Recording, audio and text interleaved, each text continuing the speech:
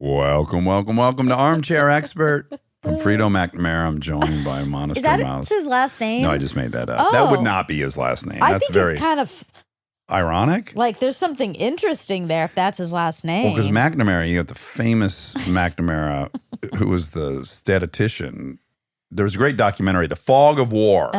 Have you ever seen that doc? I think it won the Academy Award. Phenomenal. Oh. About Robert McNamara, maybe? Yeah. Yeah. He was a statistician that came to work for the Nixon, maybe, administration during Vietnam, maybe even before Nixon. But he was heavily involved in the Vietnam War and very bizarre lens by which he saw it through.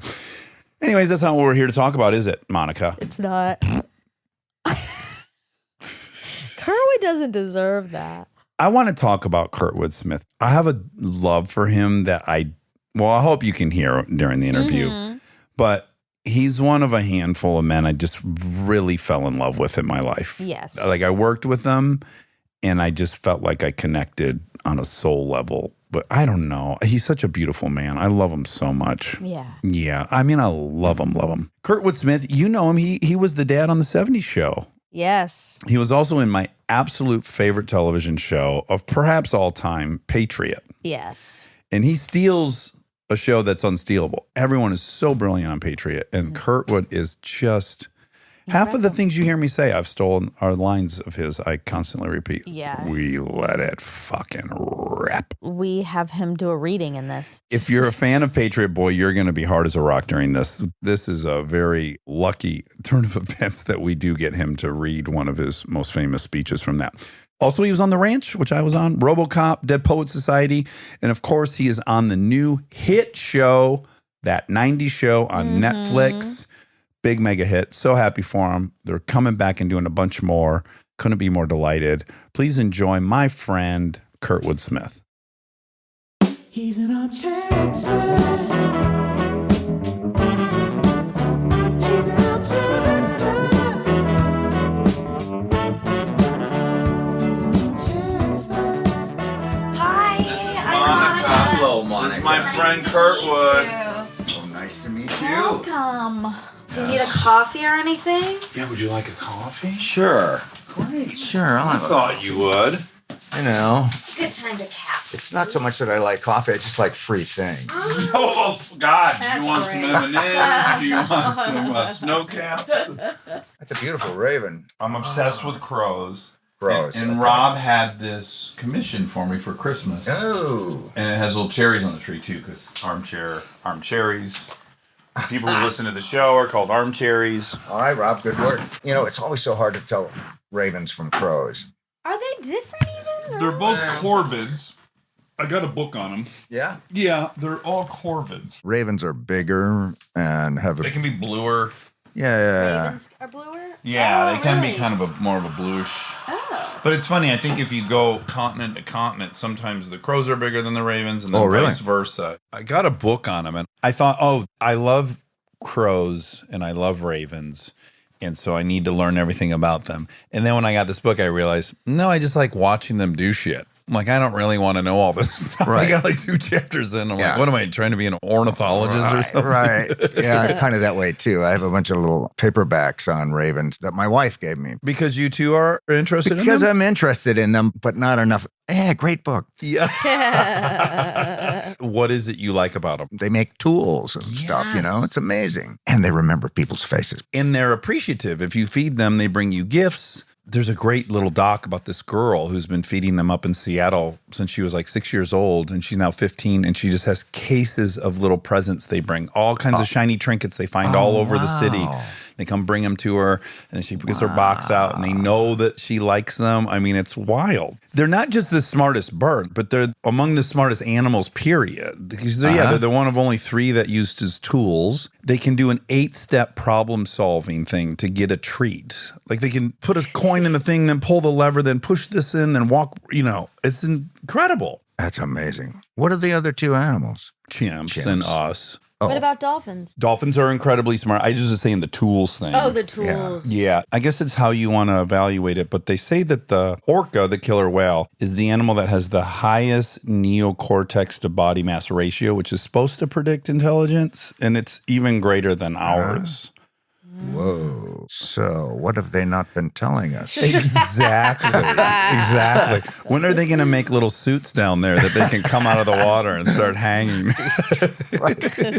But I got to add a layer with the crows, which is they're not attractive, which I like. I go, okay, it's not the prettiest bird out there, but it's fucking clever, and it's been successful from being clever. Have you been out of town? Every time I text you, you tend to be in Europe with your family. You gallivant around. Yeah, that was connected to Patriot because we shot the second season in Paris. They all came over for Christmas and we just cruised around.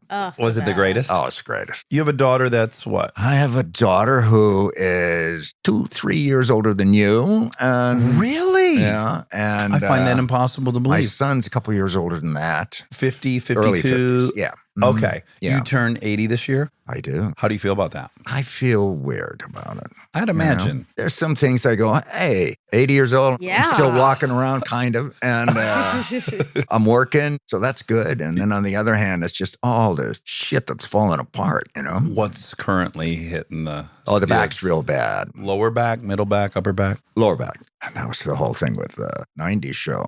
We did the first episode, and my back just, boom, gone. While shooting? We took a couple of weeks off because it was the first episode and Netflix wanted to see. And it was during that time. I've had a bad back since the 80s, but this time it was bad. Like you can't get out of bed in the morning or you can't walk or all of it. Yeah, can't really walk without it hurting. You know, Tom Werner. Love Tom Werner. And Sweet Tom human is being. also one of the owners of the Red Sox. Yes. So he said, hey, do you want me to contact the sports people and find out? And I said, yeah, sure. So he said, all right, go see the Watkins over in Santa Monica. So I did, and I needed 3 spinal fusions, Oh my but God. they couldn't do that. The recovery time would have been too long. So they said, we'll do 1, which should get you through the show. Oh my goodness. Jeez. How brutal is the first procedure? Is it rough? You know, here's the thing. You were in so much worse pain that this is better. But still, I couldn't walk without using a walker or a cane, which I had to do this show. A cane was not a part of it, and certainly not a walker. So, oh man, Really? Oh boy. we'd work out the blocking, and it would be, I got 3 steps, and then I can lean on the counter, move to the table. You know, it was So just, you're planning out all your choices, virtually how to get the weight off your back. Oh, that's rough.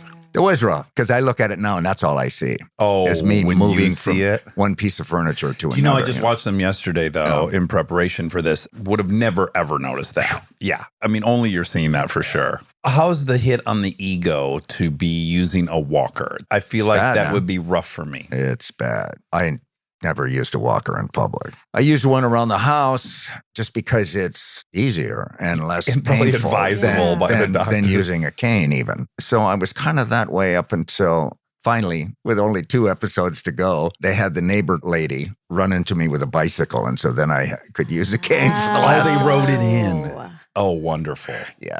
Yeah. So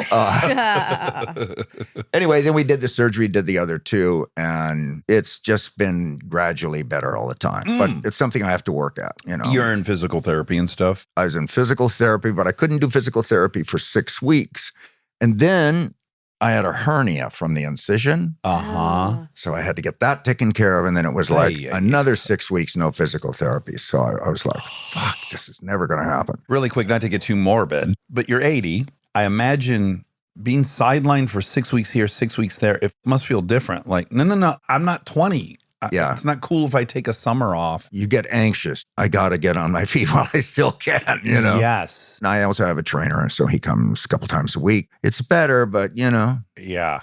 They put you on HGH or testosterone or anything to help speed up recovery time or anything? No, I'm not Okay. really Is that what you aware of that. recommend? Well, I do have a This couple of doctor? friends. He's a lawyer. He's also a Valley kid. Wrong side of the tracks. Reseda, dirtbag. Hey, listen, I was at Canoga Park. Well, I Which don't, is even I don't want to include further- you. further than Reseda. But he's my favorite guy. He's 74. He's like one of my best friends. And he had a knee replacement. I do believe for a minute they put him on that. 'Cause, you know, it just increases your Oh. recovery time and increases muscle mass, all this kind of Yeah. stuff. It'll also increase cancerous tumors if you have them. So it's not like the Ooh, yeah. safest thing to be on, definitely. Wow.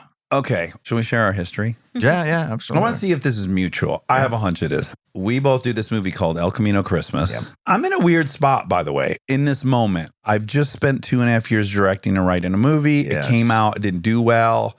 I'm regrouping like, oh, I thought I was going to be writing and directing. Maybe I'm not going to do that. Not sure what I want to do. And D'Onofrio calls me and says, you and I are starting this movie in 2 weeks. And I go, okay. And I love D'Onofrio, so sure. Yeah. And I kind of show up and I just am going through a bunch. I'm dealing with the failure of this thing and one of these many ebbs and flows of this experience in show business. And I'm kind of getting over my own ego of just being there and being of service to the thing. And slowly I'm like, this is nice. I don't have to worry about anything really. And then in the course of this, I meet you. And I really just fall for you instantly. And we had so many scenes together. Who cares what the objective? Like, I just think, by God, that was an opportunity to hang out with you for a few weeks. Right. And I just adored you. And then I got to bump into you occasionally. Since that time on the ranch, we saw each other. Yeah, right. And then we stay in touch. We Yeah. text. But for whatever reason, these happen once every 10 movies. You just meet someone. You're like, I don't know why, but I just really like this person. Well, the feeling was definitely mutual. You were quiet, and so now I can see why. Because normally, quiet is not how I first described Dax, you know. but you were kind of quiet, and I found out about your movie later. But you were so smart about the script and about what you were doing. And that's something that ranks high for me. Also, I knew you had this improv background, but it wasn't, you know, I work with some of these guys who do improv a lot. And it seems like they always want to get rid of the script and start improvising. That only works if you're working with other guys who are also doing improv, you know? Yeah. And everyone's telling the same story. And so I thought, well, this guy's great. So then we just started having fun. The characters were fun and the interaction between the two was fun. Ted kept saying, yeah, I want to do a series. You know, Netflix wants to use you guys. I was like, come on. Let's do it. Yes, yes, yes. I remember bumping into you and hearing that Ted had been saying that. I was like, oh my God, yes, if we could play those two. It was such a fun dynamic because I'm playing a dipshit. And you've been exhausted by my dipshittery. It's just so fertile for anything to happen. Right. Yeah. Right. Every scene was you got to just play like, oh my God, what's this guy doing now? That was great fun. My main problem with that movie was I couldn't figure out really what the movie was about. I couldn't figure out who are the leads in this movie. You see the poster? You know who's in the front. It's you and me. Yes, yes, yes. So I went, oh, I guess we were the leads and nobody told us. Here's another fun thing. Maybe you've had this before in the past, but meet Luke Grimes. He's the lead of that movie, and he's a very sweet kid. Just chat with him a little bit. And then I start watching Yellowstone. Have you seen Yellowstone? You know, I haven't. Well, he's the lead of that show. It's Kevin Costner, and then he's the other lead. yeah? He's tremendous. And he's like a bona fide star. And I'm watching this with Kristen, and I'm like, oh my God, this is the sweet boy that was in that movie. And then I get his number from D'Onofrio, and I'm like, I'm so happy for you. Like, you're such a star. And then also, we do that thing, and I hadn't seen the 70s show. So it's like I've known you for years as a character actor in movies I grew up with, RoboCop, Rambo 3. Like, I've been seeing you forever, but I didn't have the full awareness until Chris and I started Patriot. And so we're already friends, and I'm like, oh my God, Kurtwood is a genius. In a show with everyone's phenomenal. I just can't wait for your scenes. And we just become the biggest fans of all time of that show. Monica will tell you, how often do I say, we let it fucking rip? Yeah. Oh, yeah. It's a common one. It's like I can't stop saying it ever since. There I was see another that. one, too. Oh, he's got tons. The breakfast beds, the whole spread, the whole fucking spread. Yep. Yeah, that was a gift from the gods, that part, I'll tell you. Specifically, Steve Conrad. Here's my curiosity when you're making Patriot. And I tell people this when I recommend this show. I go, you're going to have to watch 2 or 3 episodes. You're going to be confused. You're like, is this a drama? Am I allowed to laugh? He just killed this nice man. And then once you learn the vernacular and the tone sets in, then it becomes just the funniest thing. I've watched it 3 times, all the way through both seasons. Oh, man. And I'm going to do it again. So if it took that long to even understand the tone as a viewer, what was the experience like as an actor? Were you ever trying to figure out, like, is this a drama? Was it at all hard to place it when you're on the inside of it? It seemed to me that it just kind of was there. He sent me the script. Was it the pilot or the whole series? It was the pilot. And I thought, this is great. This part is, in the first episode, he's just one of the antagonists, one of the guy's problems. One of many, yeah. Yeah, I thought, but wow, what a good script. And so then they said, Steve wants to talk to you. And I said, okay, fine. So he said, listen, I want you to know that this character has a much bigger impact than it seems. I have real plans for him as it goes along. And I said, fine. Done. I like this script so much. If you tell me that, I'll believe you based on what else you've written. But you've been lied to at this point already now? Of course. Yeah. But usually you get lied to because the script is kind of rocky. In this case, it was already a really good script. Worst case, you have a small role in something great. Yeah. Or I just end up being kind of the antagonist. I didn't realize the heart of that character, how much of that was going to come out along with all the other stuff, you know? Yes. We shoot the pilot in Montreal and a couple of months go by and then it gets picked up. And so he calls me one day and says, okay, I'm going to send you this second episode. And I just wanted to tell you, you have this speech in there. And I said, yeah. And he said, okay, I really don't want to shoot that in a 1. Oh my And God. I said, Oh my God. I said, okay. And I hadn't seen it. And Yeah. he said, it might be kind of tough. And I said, okay. We weren't starting for a while. So I look at the script and I go, holy fuck. Yes. In a 1, because it doesn't mean none of this. And so I call him back and I said, does this actually mean anything? He said, no. He said, but I like the way the words work together. And I said, okay, great. So it took me a month. Every morning I would spend an hour or so on that speech. That's really the moment where you understand the show. Oh, this is a different level of funny. Yes. For people who haven't seen it yet, I assume everyone will be intrigued to go check it out. But I have printed out that speech. Oh, is this the reading? Yes, Oh my because God. I don't think you saying this is hard to memorize means anything unless you were to hear this. And I guess let me set up by saying they work at a piping company. And you've written an incredible book, a textbook. You're a genius. You've written The Dynamic of Flow, right? That's Is that right. what it was? That's right, yeah. It's the structural dynamics of flow. Structural dynamics of flow. So there's all this fake pseudoscientific, pseudo-engineering jibber jabber, and it's all completely fake. So it can't be learned. Honestly, learning this speech would be like if I just randomly selected 1,000 words from the dictionary and put them together. Like you can't even begin to make sense of it in your head. Right. Did you have a trick for it? Like, did you string together?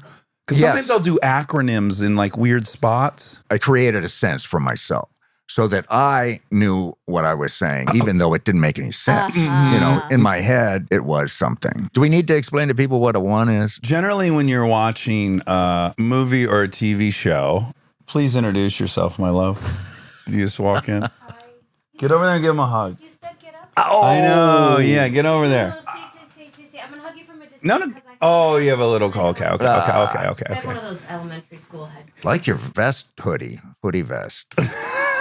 It's a good hoodie vest. So yeah, Wondery is like generally when you're watching, it starts with a very wide shot and you're going to see all 8 characters in this conference room. And then they're going to go and they're going to show you a close-up of the person talking. And they're going to show different angles so that when you have a really long speech and it's impossible, you're going to be helped out by the editing. They might be able to put 3 or 4 takes together to build this entire thing. But as Conrad has told you, this must happen in a Wondery. I didn't even recognize that aspect, hon. That it was in a Wondery, that speech. And that Conrad told him. That was the most Obvious part. astounding thing about it was that it was a Wondery. Okay, I'm going to hand this to you. I'm going to hand Wait, this no, to you read it. Oh, No, it has to be you got to read it in your voice. Oh, man. You would hear action, then there's no cutting, there's no tricks. Sell them on the structure. You can talk about it with confidence. Keep it simple. A little something like this, John. Hey, let me walk you through the Donnelly nut spacing and crack system, rim riding, rip configuration. Using a field of half-C sprats and brass-fitted nickel slicks, our bracketed caps and splay flex brace columns vent dampers to dampening hatch depths of 1/2 meter from the damper crown to the spurve plinths. How? Well, we bolster 12 husk nuts to each girdle jerry while flex tandems press a task apparatus of 10 vertically composited patch hamplers.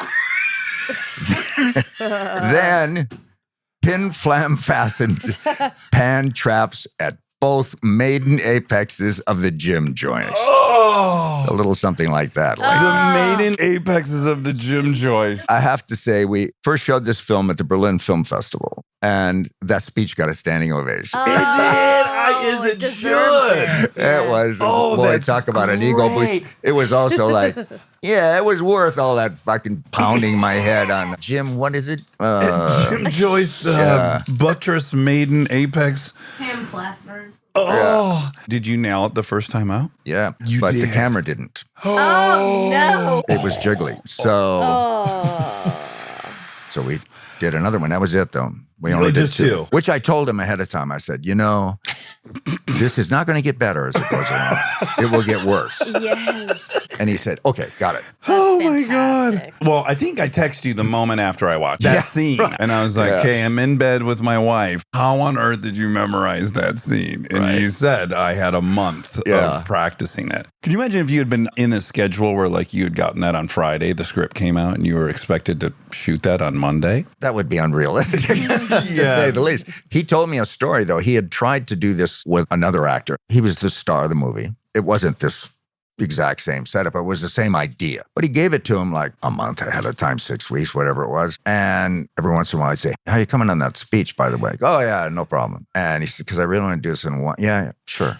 And he said, he knew he wasn't working that. And he said, sure enough, came to shoot that scene. The guy's still in his trailer. Come on. So finally the director said, we can't do it. I don't want. And did they bring in an earpiece? I've seen that happen. I think they just shot it the way you described they would normally shoot. Yeah, maybe some visual aids. Yeah, teleprompter or something. Teleprompters, Yeah. flashcards.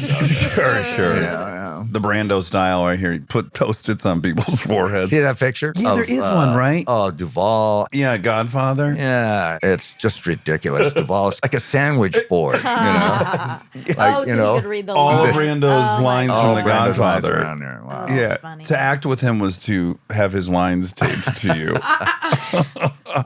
But I will say this. Have you worked with Downey, Robert Downey? I have. Okay, great. What did you guys do?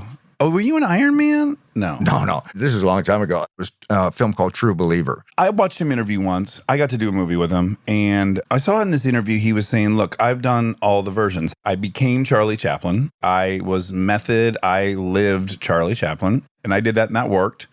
And then I've come to an approach that's just chaos, which is I don't know what I'm going to say till I hear it in my head. And he has the earpiece. I would have originally been skeptical of that. Like, I think that's just laziness. But you're looking at someone, it's like Picasso. He already painted correctly, and now he's doing cubism. And I was acting with Downey, and he has the earpiece in. That to me is almost more impressive because he's also improving, and he's completely emotionally there and available, and he's incredible. And I go, who am I to say anything? Like, I can't do what this guy does. And he's juggling all the things, and it's working perfectly. So who knows? The other thing I did with him, he was a guy who had ghosts that followed him around for most of his life. And so when you did a scene with him, there was also 4 other actors standing around him. Oh, really? That I didn't see because his mother gave birth to him on a bus and then died, and everybody else on the bus got killed or something. And so those ghosts then were taken care of. We're with him forever. And you then had to ignore the other people. Yeah, it was fun. I talked to him about Charlie Chaplin. He had already done that. Yes, he had done that, but he wasn't in the earwig bit yet. Yeah. Does he talk about So it? did he like Yeah, that? That was his favorite then? That's what he likes now. He said that I've tried extra prepared and I've tried completely unprepared, and I prefer unprepared. And I like a sense of chaos in the scene. I like that slight feeling of I'm falling and looking for my footing. But see, I feel that way all the time. Do you have a preference? Do you like to have it pretty mapped out and it to go according to plan? That's usually my goal, is to be prepared so that when everything goes sideways, at least you're wearing skates. But there's a lot to be said of not being totally prepared and just going with it. Yeah, I think maybe even sometimes in the moment, it's certainly scarier, but I guess when I see it, I'm often really delighted that the take that made it was the one, some accident happened and everyone really responded and some weird magic thing happens that's caught. And I think when I directed, I was always aspiring to have a little bit of a corral, but then also having kind of elements where things were actually happening. But it's a preference. I mean, some people love it. Yeah, and assuming that you're working with other actors in the scene, you got to have some real trust in them as well, or at least have some idea where they're coming from. But what happens, especially if you're doing a series, you get these rewrites at the last minute. So it often happens that you only know half a scene and you're shooting it and hoping the rest comes when it's supposed to. And there's something kind of exciting about that. I have to go get our children. I love you. So I do too. Being able to witness that. Leslie, the whole fucking spread. The whole spread. Breakfast spreads, the whole spread. Thank you for letting me Tom. witness that. It's nice to see you, Kurtwood. So first I hear that speech of yours and I immediately texting you. And I almost hit you the other night. It was just before we were booking this. I was watching The Dropout. Had no idea you were even going to pop up in that. And then, of course, you come up in it. And immediately you're my favorite part of it. And I just love it. And I can't wait to see what this lawyer's. When's he going to turn on these people? But the other thing I was curious was there's some scenes between you and another character, Tom. And whenever you guys talk, you 100% of the time start the sentence with the other person's first name. It's Patriot. Yeah, Patriot. Patriot. Yeah. And I did ask you, was that crazy? And you said, yes, that was insane. That was, plus I was shooting with Terry O'Quinn, who's Fucking become awesome. one of my best friends. That makes me so happy. So about halfway through the series, all of a sudden, we started getting these scenes together because Steve looked at it and went, boom. Yes. You know, let's throw scenes Let's over put here. these two in a rowboat. Then he started with the name business. There's a scene that we have at the beginning of this second season. And it's every line. Every single line starts, you know, with the Each other other's person's names. name. Yeah.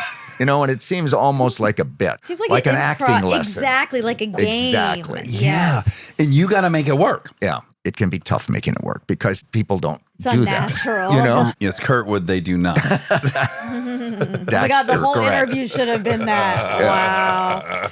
Oh my God. That's the ultimate nod. Have you ever been being sold something, though? And I am always astounded that salespeople will use your name nearly every time they start. And then I get conscious of it. And then inside, I'm just giggling up a storm. And I'm like, wow. Because I also imagine when they're saying my name in particular, it's not like they've been saying Dax for years. Even for them, it must sound a little clunky. Right. The 8th time. Right. Dax.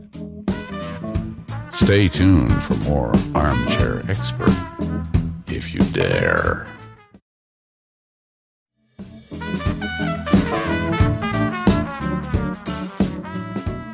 Can we go back to childhood a little bit? Sure. You were a little baby. You were brought home in 1943 to Wisconsin. How long did you live there? Till I was 10. And your father died in World War II? Yeah. So had you met him? No. He got your mother pregnant, went off to war, and died in Europe. Exactly. Oh my goodness. And they'd only been married for a few months and had only met a few months before that. As was common in World War II. Well, he was a pilot, so he was going through some specialty training that was happening at this Camp Douglas, which is an area near the little town, New Lisbon, that my mother lived in. And she was working at the bank. This is like one of the many movies I've seen of this Pearl era. Harbor. Yeah, you meet a gal, you want to get married before they send you off, and you want to start a family because you might not come back. They always come back. In this case, no. Was she devastated, or was the relationship so new that she was able to get Well, over hard it? for me to know. My stepdad came into the situation, certainly not right away or anything like that, but when I was probably like 4 years old or something. So all your memories are of him being around. Yeah. Was he a good stepdad? Yes. He was a good guy. He was a good man. I'm not sure how close our relationship was when I was a kid. I use a lot of him for Red Foreman. And it comes from the same place. These dads that went through war and all that, and they got this kid, and they want this kid to be ready for this fucking world. Of course, what happens with all those dads, it was sort of a similar thing with Father and Dead Poets Society, is that the world has changed. So the dad is preparing you for a world that he experienced 10 years ago. I have to fight that urge. Did you as a parent? Yeah. Yeah. Yeah, I'm from Detroit suburb in the 80s. I think these kids need to know how to handle a knife. You know, like I think they need to be so ready to defend themselves. And I have to check myself and go like, no, they have a lovely life. They're going to have a lovely life. I don't need to pass all this crap on. But it's tempting because you're nervous for them. You don't want them to ever be hurt. So you want them to be tough. I think for a man and a son, it's even harder. He handed me a bayonet one day, and I'm probably like 11 or something. And he says, all right, I want you to take this bayonet, and it's his bayonet from the war, and I want you to get every fucking piece of crabgrass out of this goddamn yard by the time I get home. I go, okay. Well, it's a crabgrass lawn, you know. Right. I mean, he comes home at 5 o'clock and I've moved, probably about 3 feet of the lawn that I've done all day. He wanted you to rototill it with a bayonet. He just wanted me to work. Yeah. He had been to World War II and returned. Yeah, he was in the artillery infantry. What brought everyone to L.A.? They had come out here on their honeymoon, and they grew up in this little town.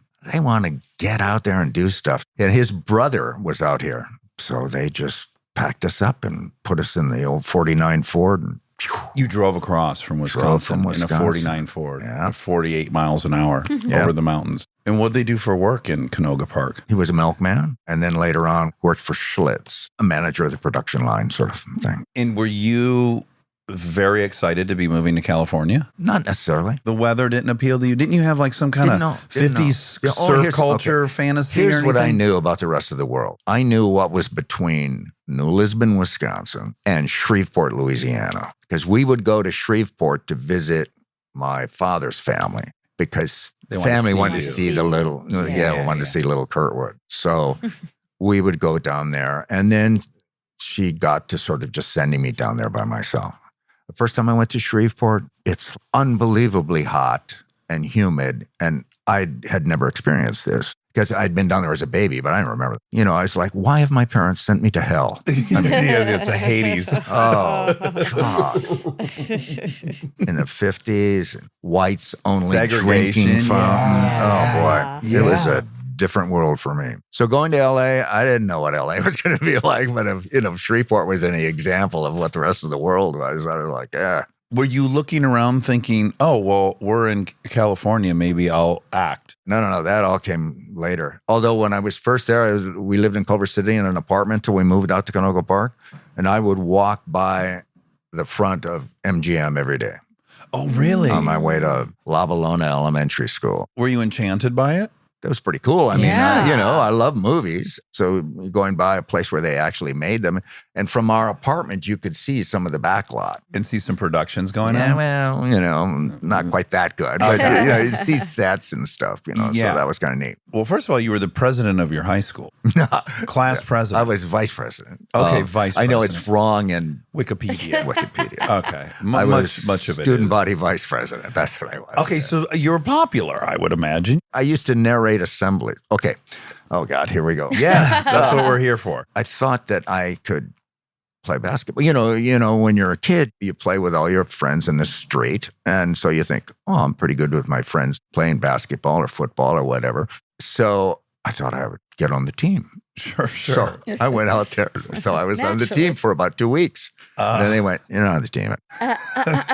If you were on one of the teams, you had last period PE. So they said, we're going to put you in second period PE, and that speech class is going to get moved to the last period. Well, when I went to the speech class, then I discovered it was the same thing in a way because it was the tournament group, the debate people and the oral interpretation people and all that. So it was kind of like pick something. I just didn't like the idea of debate. So I started doing oral interp. So then I ended up narrating assemblies, but I didn't do acting class. Then I went to college and I didn't know what I wanted to do. My family gave me no choice, either run away or go to college. Right. So I went to college. I went to San Jose State, and I was there, and I thought, this is not working. First of all, I just didn't have any interest. I was majoring in sociology or something, and I had really no interest in it. And I was failing, which my roommate pointed out to me every day. Get out of bed, man. You're flunking out. In the second semester, I thought, okay, I'll take this acting class. Since I did that oral interp stuff, well, I did one scene, and it was like, holy shit, this is great. You felt that way immediately. Immediately, I was comfortable with it. That's where the background in speech helped because I wasn't worried about being in front of people. You'd already overcome that part. But pretending you're somebody else and doing that was really fun. And the teacher later on called me in his office, and I said, how am I doing in this class, by the way? And he said, well, have you thought about majoring in it? I said, why would I do that? I mean, what am I going to do? Right. And he said, well, you could act. And then if that didn't work out, you could teach. Yeah. So I flunked out of school. And then at the community college, I remember sitting in a room. They were asking you to say your name, declare your major. So I said speech and drama. That was How'd you it. end up at Stanford? 'Cause it sounds like you did pretty shitty in college. Yeah, Well- flunking out and then going to Stanford. Yeah. And this is a lesson for you kids. As soon as I knew what I wanted to do, I was on the dean's list. Also, while I was in community college, the second year, we did Othello. And I played Othello. And it was hard, but a friend of the teachers was starting a Shakespeare festival. They'd had one season already. And he came and saw the play. Is this thing up in Ashland? No, Okay. there's a great one in Ashland. Okay. This one was not. This one was in the Santa Clara Valley. It's now the Silicon Valley. So they said, hey, come down here, do some Shakespeare. I was like, great. So I went there. We did that for 7 years and played all kinds of stuff. We went professional 2 years later. So I was finishing school, already had my equity card. You were making money Wow. acting. Stanford at that time had an MFA program in conjunction with a repertory theater. And so two of the guys that had gone through the MFA program started working at the festival. And so the guy came down from Stanford and they said, hey, Kurtwood here, he should be at Stanford. And he was like, yeah, because he'd seen whatever play we were doing that. Yeah, I yeah. don't remember. He said, it's too late this year, but next year. So I said, okay. And was Stanford at that point? Oh, yes. It was. It's always been Yeah, that. yeah. So were you tripping out that you were about to attend to get a yeah. master's degree from Stanford? Oh, yeah. Yeah. Remember me? Flunked Yeah. out of your little school over there, huh? Guess what they're not making me do with a bayonet up here, stepdaddy? No crabgrass up at Stanford. You graduate in 69, so you're there at like the height. That's the year. Timothy Leary has just dropped out. Wasn't he a Stanford professor? I think he was, but I don't think he was at that time. But like this is all acid, fucking Yeah. Haight-Ashbury, Vietnam protests. You're at the epicenter of that. Did you feel that? but the epicenter was actually on the other side of the bay over at Berkeley. Okay, you know, okay. which was our rival anyway. So it was like, yeah, you guys tear down the school over there. You know. Right. Well, you know, we're behind you. We'll be over here. We're not burning anything down. Right. We're going to keep this place kind of nice. Yeah. Would you wander, though, into San Francisco at that period and I like go to snoop San Francisco around? a lot. Yeah. I saw Bob Dylan when he was just a little whiny folk singer. Uh-huh. Wow. What was your scene? Were you into acid or anything back then? No, pretty straight laced. Booze. The old standby. The old standby. Yeah.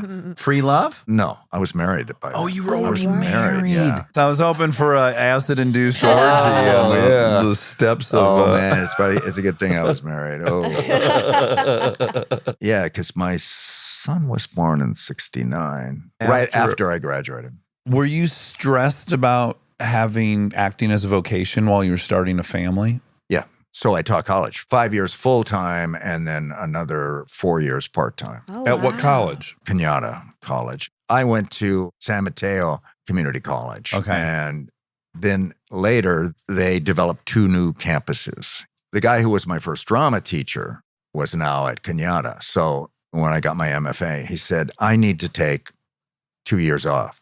Do you want to come and fill in for 2 years? And I was like, yeah, it wasn't what I wanted to do, but it was a job. And probably health insurance and stuff for your All family. kinds of stuff. And I loved directing students. That's where I really felt that I taught them, not in the classes. The classes were too bizarre. It's a community college, so you had kids that had been leads in all the shows in their high school. And then BFL. also in the class, you have people who are taking it because they get nervous in front of people. It's just chaos in terms of trying to teach anything. Sure. Yeah.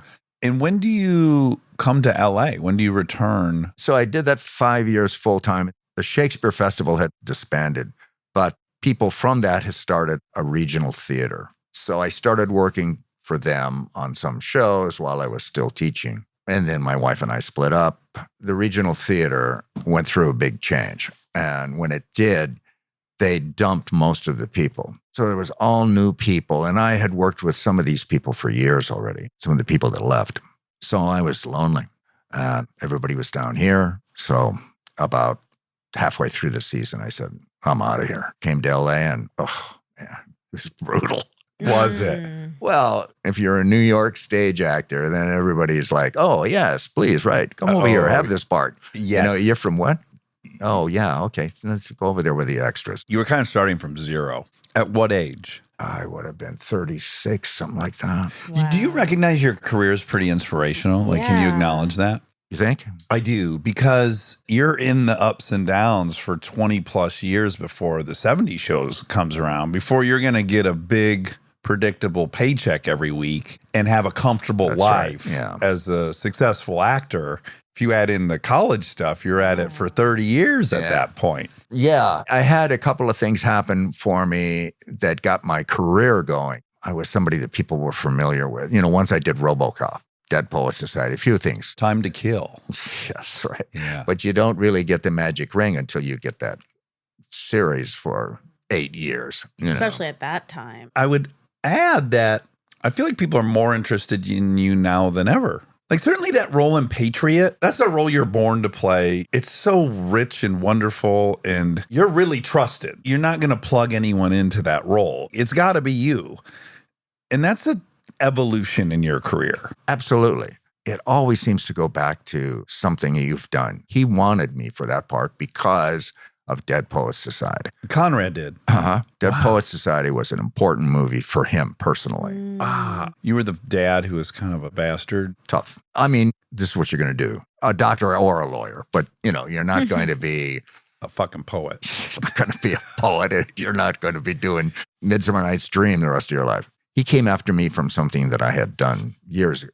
But of course, I'd been working since then. So it wasn't like, Oh, you've been in every single TV show I've ever seen. You've been in half the movies I've seen. You've had a long career, I've but been very, very fortunate. the difference between spending 20 years where you're visiting a set versus you're the patriarch of a set, it's a much different experience. Absolutely. It's hard to visit sets. It is hard for a number of reasons. People who work together on a show have a shorthand in terms of the way they work. I look at scripts, or I look at things. I know what Deborah Jo Rupp is going to do. And I know when she's going to be unhappy. And so before I hit the set, I sort of know where I am. Deborah Jo's going to be in a good mood today. Yes. And the same with the other people as well. I just work more specifically with her all the time. You don't know shit when you're stepping in as a guest star. Did your kids ever act or want to act? My daughter, she majored in theater at Santa Clara University. She was quite good. And then when she came down here, she mostly did commercials. Which is even the hardest end of the spectrum. Yeah, it can be. I mean, you're doing like 5 a demoralizing. day. You're driving all over the city. Your rejection rate is like 99.9%. To say like a pretty awful line. Yes. Yeah. That's not acting. It's like salesmanship. None of it's Well, all the rewarding. ones I booked, it was real acting. Yeah, you're they call you the Meryl Streep of commercials. They do. They They have sure been do. saying Yes, that I've for heard years now. So what's interesting is, although you've been working forever and you've been in a ton of great movies with great roles, when the 70s show comes around in 1998, everyone's new in some way. Everyone's new to that. I'm one of the regulars. I have a parking spot, a dressing room. In some way, I feel like that's positive for you, because let's say that was your 7th show. It might have been hard to join in the enthusiasm of these young kids, but maybe in some way you were able to enjoy the same enthusiasm of being on a hit show. Were you able to be on that ride with them? Yes, it took me a couple of episodes. I was nervous during the pilot for myself and for the show. Because you hadn't done comedy. That's why you were nervous. Well, I hadn't done comedy here. And in a multicam situation. But actually, that was better for me. Yeah, more stage. It's more stage-like. Yes, more yeah. stage-like. But Mark Hirschfeld, casting director, he was insistent that I had a future in comedy. So he cast this, and I actually passed on it first, only because I was in New Orleans, and I was shooting something. I had to work that night. They said they need to see you tomorrow or Monday or whatever it was. So I would have had to work Get at on a night, plane. get on the plane in the morning, come out, and I said, it's the kids' show anyway. So I came back to LA later that week, and my agent said, hey, they haven't cast that part yet. They want to see it. And I said, yeah, sure. So I went in and read, and it's like, listen, can you go over to Fox this afternoon? Yeah. And can you sign this contract now? And And then I found out later that Mark had said, please wait for him. You know, How sweet. they saw these other guys and they said, he'll be here on Thursday. Just wait for him. So, Did you you send know. him a Christmas card? Yeah, I should. So this is where our paths originally crossed. I booked Punked. It was the first thing I ever booked. And so Ashton starts inviting me to come watch the tapings of your show on Friday nights at Radford. I had never been on a lot.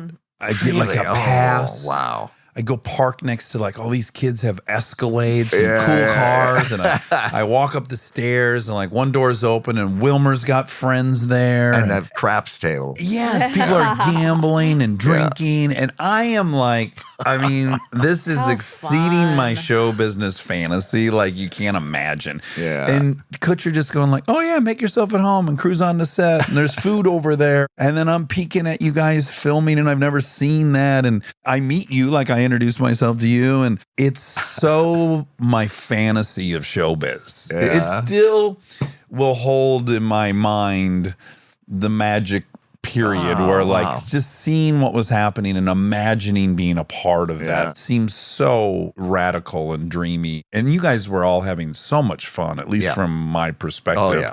It was a great time. Once we got going, Fox would pick us up for 2 years at a time. Oh, so, the you know, security. I mean, Oh, yeah. Knowing you're going to drive there you don't have 48 the angst. weeks of the next 2 years. So it was pretty much always like that until the very end. And even then it was fine. But, you know, Topher left, Ashton kind of left, but Ashton tended Would to come. pop in Yeah, and he out. would pop in and out a lot more. I mean, it was all right. We were still having a good time. And the people that they kind of brought in to kind of fill in were good. But it wasn't the same. The magic. Yeah. Again, there's But- some beauty to everyone taking the ride together where it's like, okay, now Kutcher's in movies. Oh, he's got his own little show and yeah. Topher's in a movie and all these people are doing things. And Mila, I mean, I can't imagine for you to watch Mila ultimately do Black Swan. Wow.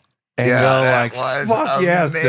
amazing. Like, Yeah. go get it. This little kid. Yeah, was that Yeah. just the greatest? Oh, it was great. David Traynor, who directed all our episodes. David Trainor's David the Traynor. sweetest Yeah. fucking man on the Yeah. planet. He's Yeah. 9 feet tall, Monica. Oh my. By the way, he's the most memorable part of me visiting Oh, I'll the bet, 70s right? show. I'm like, Yeah. they've got a bona fide giant directs oh my these things. God. And then he was the director on The Ranch. So I got to spend 2 years with him, and I just That's love him so much. What a He's- guy. He's really one of my best friends. Mila was one of the people that he said, she is really good. So when she hit, especially in Black Swan, I wasn't that surprised, mainly because of that. But she was 14 when we started.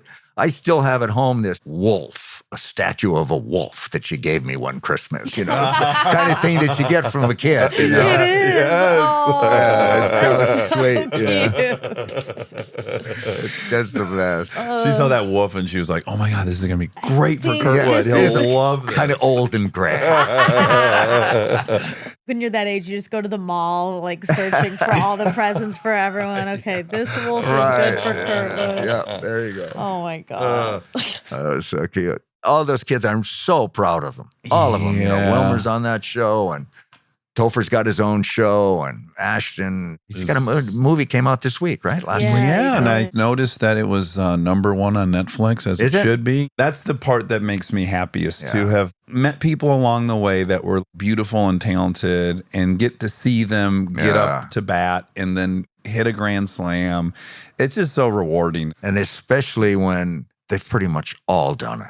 That was the thing about that show, is that despite the way they were after we shot on Friday nights, when you showed up, they were always there. They knew their lines. They worked hard and they wanted futures in the business, and they got them. Yeah. So how wild that it's now come back around that you're doing the 90s show. Yeah.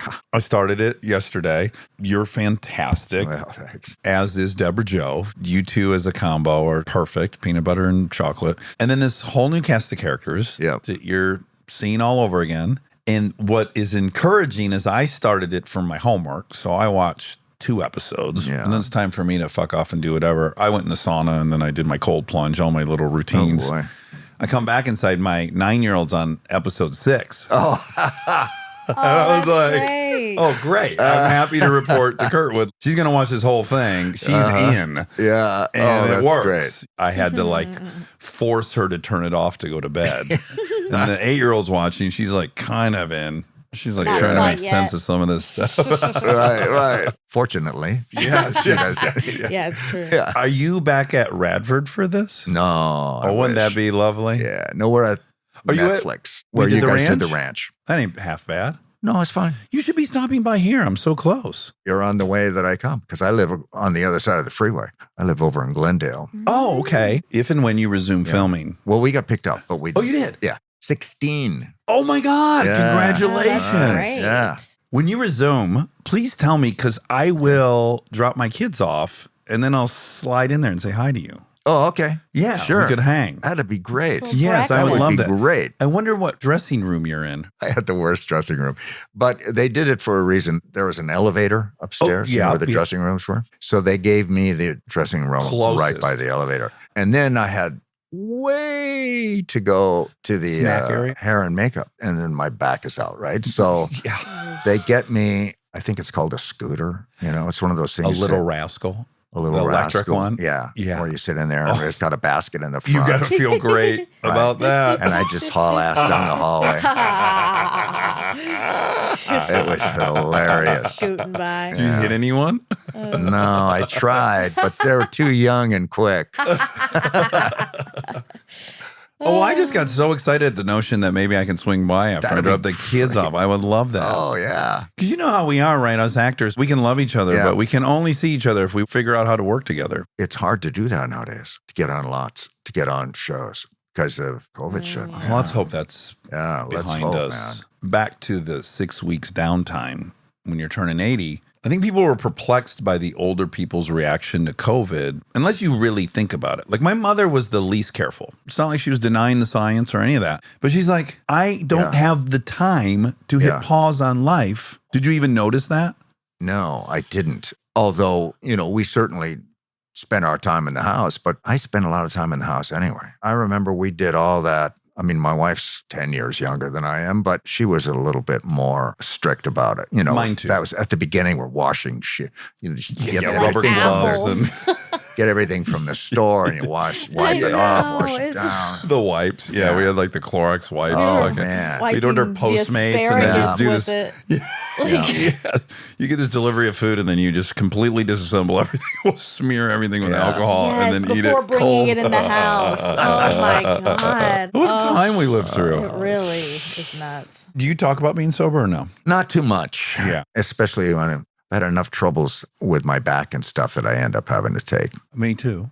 But I relapsed. I went off the deep end with opiates for a while. They are nasty. If you're taking them because of injury, I found I didn't really get high. I got a sort of high feeling from not having the pain. Sure. It's later on when you suddenly go, oh, that was kind of good. I also had this thing, it's flawed, but I know other sober dudes who relate to this, which is I deserve prizes. So if I've just suffered, Absolutely. I deserve a reward. That's right. And so my reward would be feeling high because I'm in this shitty situation and I can't do anything for 6 Right. weeks and I'm in this sling and all these Yep. stitches. And I go like, well, I deserve a little reward. Alcohol's the one that really brought me to my knees. Well, we don't have to talk about it. I was just curious if there was any kind of correlation between when things started really working out and finding their stride and if it correlated at all with when you were managing that. But please tell I me went just back no. to You can I went just say back to no. recovery after the first season of 70 Show. That was one of the smartest things I've ever done because it wasn't that much out of control, but I knew it was. Well, and you're probably also smart enough to know like, oh, I got a really good thing now. And if I got a really good thing, I can justify a lot of other stuff. Right. And I will fuck this thing up if I don't get this taken care of. And if all these kids are around drinking, like Fun the stuff. temptation is there Yeah, for of sure. course. Look how much fun they're having and it's fine. Yeah, I had to disconnect my sense of I did great in a scene. Now it's my reward time. Like now I get to be completely irresponsible. That's the reward for There's feeling good. always a As opposed to reward. like just feeling good about the thing I did. right. I would have to now like turbocharge it and actually destroy the good feeling I had. And if you had done bad in the scene, you would have been like, I deserve a reward. Yes, that 'cause- sucks. I need a couple hundred beers. Well, listen, that 90s show is fantastic. It's on Netflix. It was very fun in the pilot to see Ashton and Mila walk in. Yeah. Oh, that was great. And, for the rest of them, too. Oh, yeah. Topher and Laura. Of course, I'm just friends with those two, so I got excited to see them walk in. Yeah. Oh, man. The audience just tears the place apart when they came in. Yeah. Fun. He comes in big. He comes in hot. He can't come in much higher. Yeah. And he lands in. And I'm like, oh my God, he was born to play that role. All right. Well, Kurtwood, I absolutely adore you. I really do. You're so the wonderful. feeling is mutual, believe me, Dax. Okay, wonderful. So I hope everyone checks out that 90s show. You got an order of 16. That's fantastic. Let's do 100 of these. Let's just knock them out real quick. Go back and watch the I Patriot. was going to tell you about another thing. Yes, please go back and watch Patriot. But Steve Conrad and I have a podcast You do? that he writes. You mentioned that Leslie had supposedly written this book. Yeah, the So Bible. That's what this is. Every chapter, he, of course, ends up talking about his family. It's supposed to be Leslie about, does. yeah, it's great fun. It's one of those things, acting wise, it's so hard for me to do this because it's sort of up to me to set up all the equipment. Oh, so he just gives 'Cause you this- the script and yeah, then you this read started these? during COVID, right? Oh my God. And so he sends them to me, and then I just sort of do it in part of my closet. These are out? Yeah. How could I not know about this? I think it's on Spotify too. Oh, Yeah. well, I'm It's, sure it's everywhere. What's it called? The structural dynamics of flow. Now, I've gone online and read the Bible of it. Like, I've read chapters of the book. Oh, yeah? It all exists online. Like, he's putting that up online somewhere. Do you know that actor Rob Corddry, the comedian? Yes, I do. He's so good. Yeah. You've seen him in a million things. And he and I were hosts of this car show the last couple of years. And he, too, is obsessed with Patriot like I am. And he's like, well, have you been reading the structural dynamics of flow online? And he sends me the links. And then, it's just a bunch of jibber jabber. Oh, More wow. of the same. And I love it. Yeah. So you're reading the text and then you're just start talking about your family in the show. Yeah. It's like, at that time there was a nude photograph of me going around the internet. I mean, he has this big, long story about that. By the way, Oh, that's so great. Leslie's sober in the show. And when you relapse and you're in an AA meeting and you're my snorting Coke, and the guy's like, I think you just did some cocaine off your hand. While we were talking about you doing that, did you do it again? I love when you see him walking down the hallway and he's got his IV in and he goes by and there's another guy there passed out. He just takes his IV and sticks it in his other arm.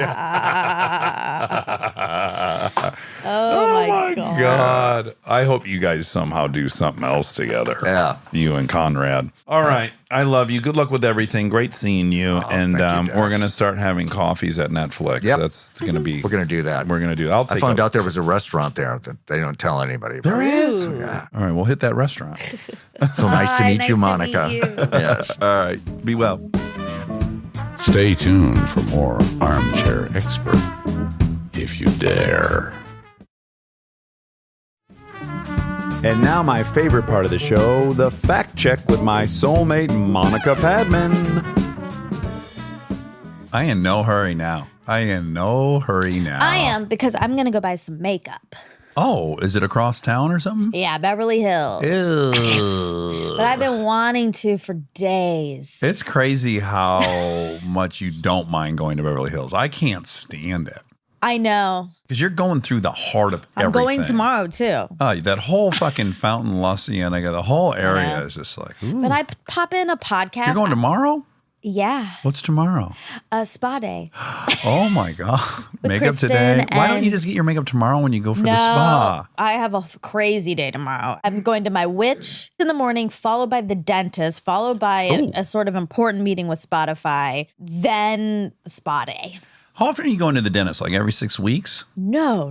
I feel like you're always at the dentist. Yeah, right? Really? Yeah. I mean, I haven't been in 7 years. Well, I guess it's like 4 months or so. I mean, 6 months is like the most extreme I've ever heard of. Yeah, Every 6 months 4 is what I do. months? Yeah. 6 months is recommended. I've been 3 times since I moved to LA 27 years ago. I love my dentist a lot. Yes. Remember my dentist is Mary Kate and Ashley? Yes. So close. The more I go, Oh, the you're more my- I become them. No, the higher are the odds are you'll bump into them. They go Do you have New a preference York. of who you want to bump into?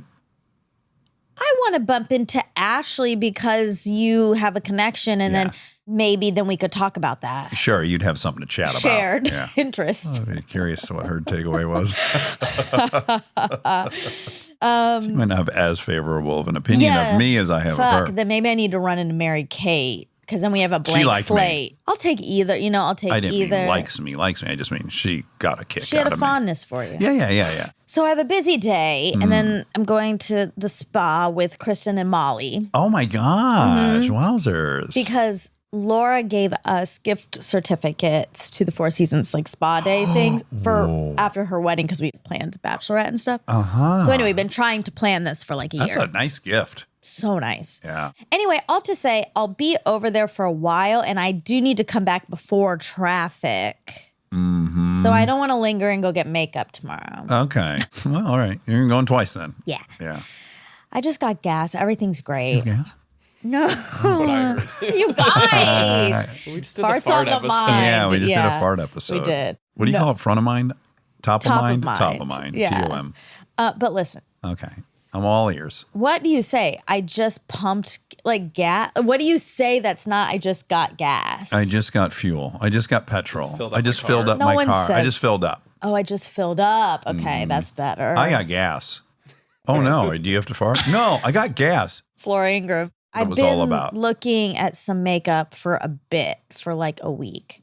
And Circling it. yes, filling up my cart, not purchasing. Interesting. I'm testing that out.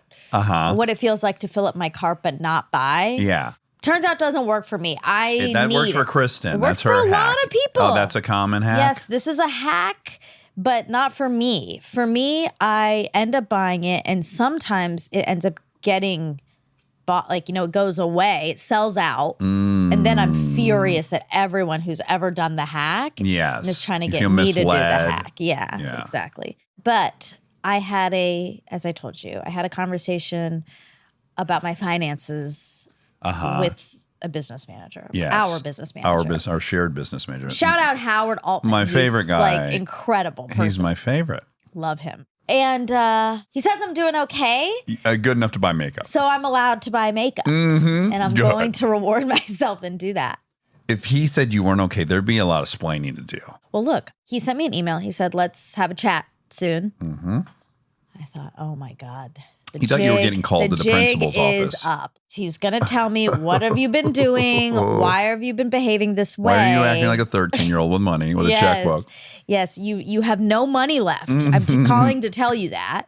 You actually owe us $17K that we have had to bail out of your overdrawn counts. Yeah, this is truly, I had some anxiety around, a lot of anxiety actually.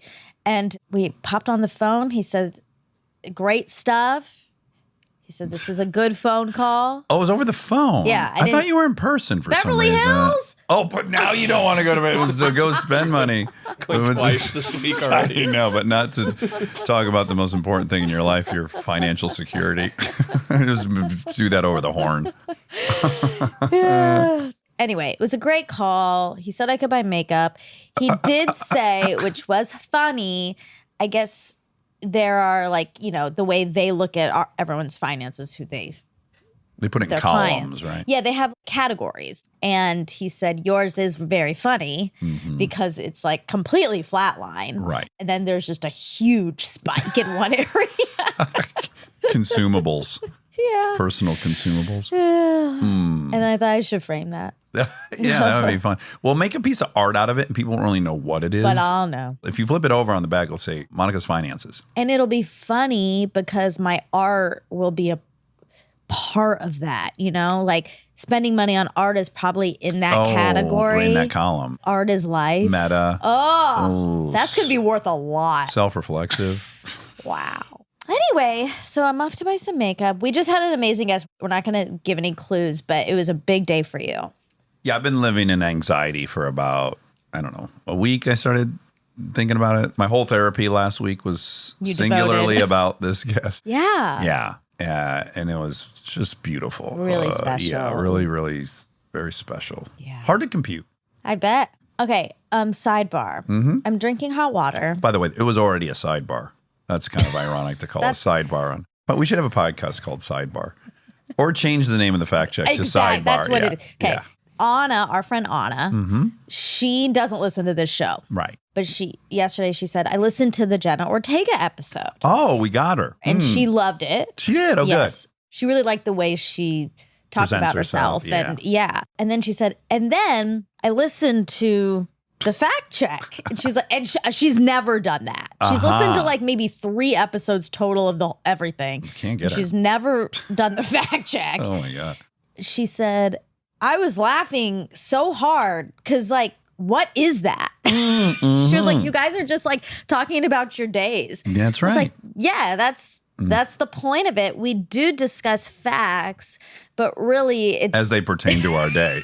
exactly. Really, it's just a way for us to debrief. I will occasionally see, it's so rare. I don't think this is at all even, not a consensus. It's not even like a percentage thing. But I will say, I'll see people venting. Like, I don't even know why they call it a fact check. It's not a fact. It's like, I think, it never was. Right. Yeah, it's not like, it's not like this thing was like packed full of Yeah. information and now it's gone. I Also, do like- my best, There's some facts. Yeah. Yeah. Well, I think maybe they think it's like Bless you, Monica. no lies. Bless you, It's Monica.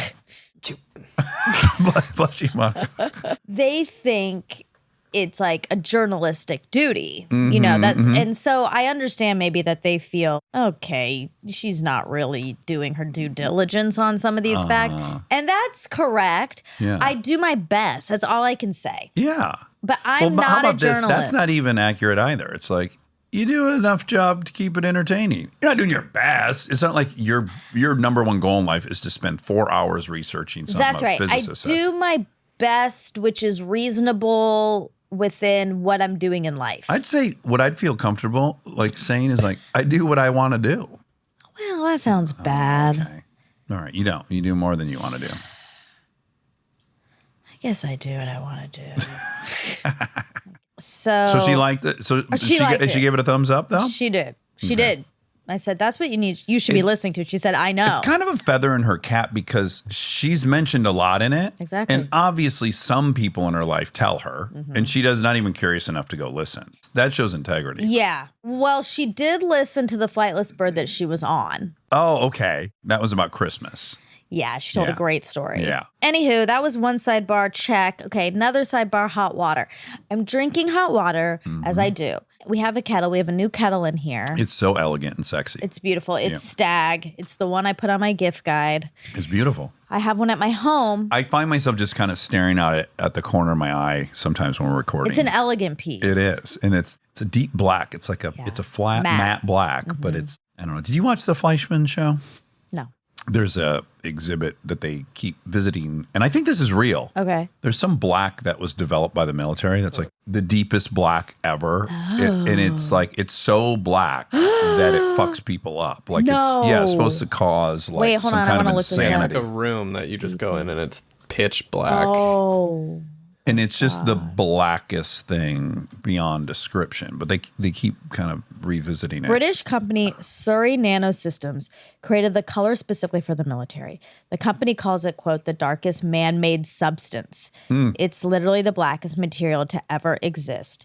Vanta Black, that's what it's called. Vanta Black. Vanta Black- Viva Vanta Black. Absorbs nearly all light. Additionally, it even makes three-dimensional objects appear flat. Whoa. Meaning if they that made was it. a cool fact I gave. Yeah, on the fly fact. Fly facts. Fly check. Ding, ding, ding. Vanta Flies. Black. Ooh. Vanta Black is an acronym for vertically aligned nanotube array black. It absorbs 99.965% of light. Whoa. But it would be fun if you had Keeping that it in. black room that was ultra quiet and then you put an orange in the corner of the room. Oh. Yeah, and you just cut it in half, the orange, and you laid like 100 yards from it. And then you were Oh, an orange the fruit. Fruit. Okay. Yeah, that was confusing. We were talking black, we were talking Colors. colors. Yeah.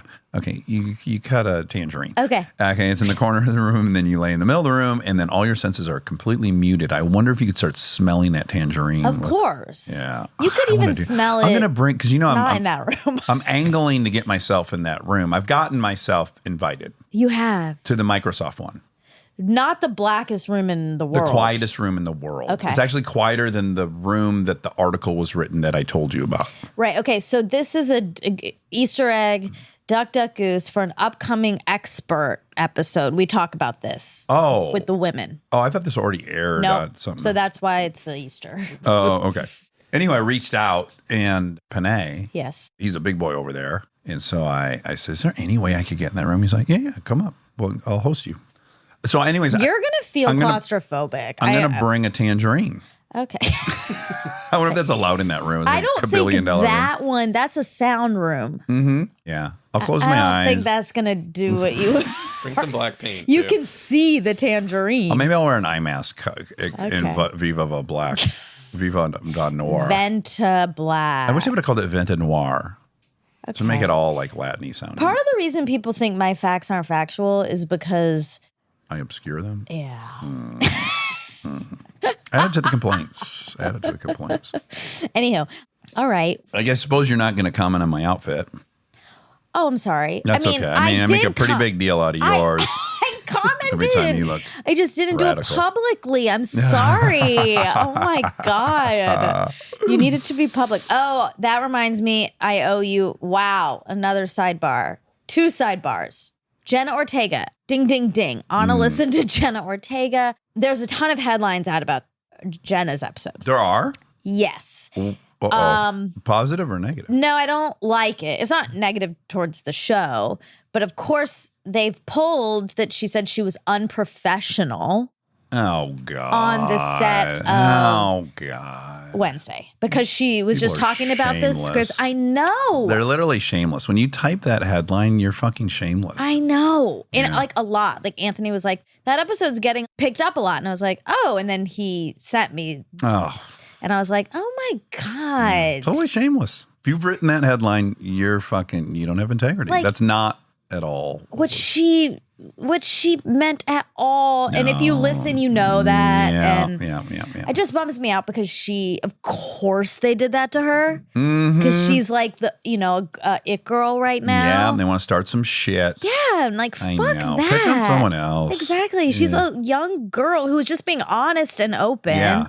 So penalize her. I hate And it's not even that. what she was saying either. It's not. No. It's not. What she was saying is she was strong and fought for what she knew was right for the character. And when you hear Exactly. the line that she said she wouldn't say, she's absolutely correct. The Yes. character would have never said, I hate myself. Exactly. She was correct. I mean, she should be applauded for having. Agreed. Yeah. And what's a bummer, because I was like, oh, we're going to have to talk about that. I'm like, ugh, but everyone who listens already knows. That's right. They don't need. They don't. They Unless someone's listen. only listening to the fact check. Oh, that'd be cool. But no one who listened would think anything of that. Yeah. So it's obviously people who didn't, and then they're not listening to this. Mm-hmm. So it's a catch-22. I know this person I'm calling shameless, who I hope that will feel Exactly. bad. They're not going to hear this. Ironic because I'm pretty sure it was that fact check that we talk about the Vanity Fair thing. Okay. You almost avoided the reason you brought up Jenna Ortega. That's right. Okay. So now there's another sidebar. Dingle, dingles. Should I play I it? owe you. No. Okay. All right. Fine, if you want to. No, I just- actually, go ahead. Go ahead. All right. I owe you an apology. Before we wrap up Wellington, they put a poached egg on everything. I love that. Did you notice that? You sent that to me. You said you owe me an apology. I said, you owe me a public apology. Yeah. I was just teasing. I didn't want a public apology. But you do. And No. and you got one. No, you brought it up. I was never going to bring it up. It's fine. What's the apology? She said I said soft-boiled egg, and I was like, really? I don't think I said. I don't Poached know. egg. I thought you But I- found out that it's actually a thing in New Zealand. It's still not. No, No, I got a it's bunch of still people not. wrote in that, yes, it's a poached egg is 100% a thing in New Zealand. A lot of people wrote that in the comments. Okay. But that's neither here nor there. The conversation was about whether I said soft-boiled or poached. That's right. And here's the thing. I was so wrong. Oh, my God. I can't believe it. I was so wrong. How's it feel? Well, there's a caveat, okay? Okay. This is one of those kind of apologies where you say, I'm sorry, but here's why.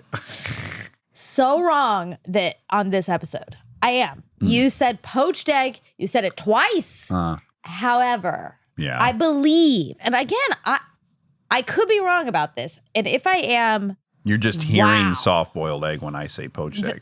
potentially I'm hearing soft boiled egg. Mm-hmm. But what I think you do often say soft-boiled egg when you're talking about this very phenomenon, which you've talked about a lot, which is that in New I won't Zealand. shut up about it. You do like to bring this up when you talk about New Zealand. Yes, because I loved it. You loved it so much. And I believe that most of the times that you have said it, you've said soft-boiled egg. You did not say soft-boiled egg. I was so wrong on the Jenna Ortega episode. So you're making a claim that, but predominantly I do. So all I'm asking for is a little proof. So once I hear some Great. proof, I'll make a big public That's apology to you. fine. Then we'll get in a cycle of publicly apologizing. Here's to the issue. I'm never going to do that. Right. You know, I'm never going to go back and listen to all the episodes and listen for when we brought up New Zealand. And I know I'm not. So I guess I just have to say I'm wrong. Just about this. It's hard though because Well, it was in that fact check of Jenna Ortega as the issue. You raised me up and down the flagpole about it. You hoisted me by my festoons. Okay. And then, that's why it's relevant. in that fact check, you say no poach. Like you said, I think I said poached egg. Mm-hmm. And I probably said, no, you didn't. Mm-hmm. I kind of want to listen to that. I don't have that. because I know immediately after you said that, I said, oh, if you're talking about poached eggs, that is a different thing. Yeah, you definitely said that. And I had said poached egg. That's the thing. That's why I just played said, for if you. you're talking in general about poached eggs in New Zealand, that's potentially a different thing. Yeah. Listen, can I say something else? Mm-hmm. I'm sorry. I don't feel it. I don't. That's not fair. That's not fair. What if you said I'm sorry to me and I said I don't feel it? You'd be fucking pissed. Well, you just told me that in the majority of time I say soft-boiled egg, and then I'm still wrong. So it does feel it's a little bit of a jaded apology, which I didn't even need. I was just teasing, and I would need to hear it because I know it's a poached egg. I know it's a poached egg. Okay. So that's what's weird for me. You got to understand where I'm coming Sure. from. It's like I know it's a poached egg, and then I found the record that I had said it was a poached egg, but it's someone's telling me I had it and I don't. It's hard for me to click into that, right? Sure. It would be hard. Yeah. Yes. There's a good chance I just heard soft-boiled egg over and over and so many times. David says that it's not a thing, but you're saying people in the comments corroborated that.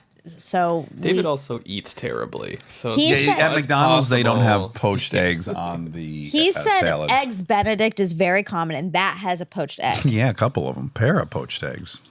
Right. But he's saying that is common. Eggs Benedict. Popular dish there. But he doesn't think it's a thing where like poached eggs are Or on just salads. on everything. Yeah. Although poached eggs are often on salads, even here. The person even wrote in the comments they even have a poached egg on the burger at some chain, which they don't have here. I'm not going to look for it. But they were saying, yeah, it's even like standard on a burger at a chain restaurant, which was unique.